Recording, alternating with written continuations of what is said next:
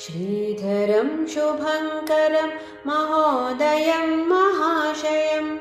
धीमयं यतीश्वरं निरञ्जनं निरामयम् उन्नतं महोन्नतं ज्ञानमार्गतत्परं वरदपुरी श्रीधरं श्रीपदाब्जमाश्रये वरदपुरी श्रीधरं श्रीपदाब्जमाश्रये वेदधर्मबोधकं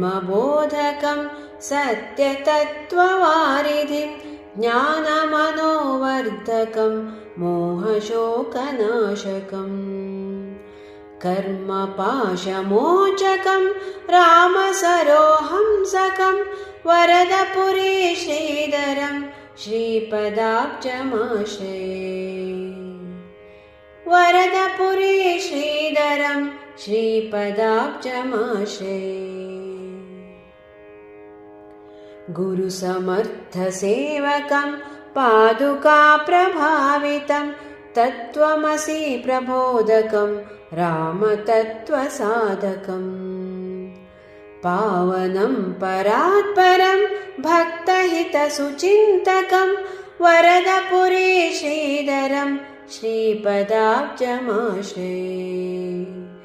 वरदपुरी श्रीधरं श्रीपदाब्जमाश्रये विचक्षणं समुन्नतं ब्रह्मसगुणरूपिणं प्रभाकरं सुधाकरं विभवयोगवर्धकं दत्ततेजधारिणं श्रुतिमतार्थभास्वरं वरदपुरी श्रीधरं श्रीपदाब्जमाश्रये वरदपुरी श्रीधरं श्रीपदाब्जमाश्रये यशस्करं कृपाकरं भवसमुद्रतारकं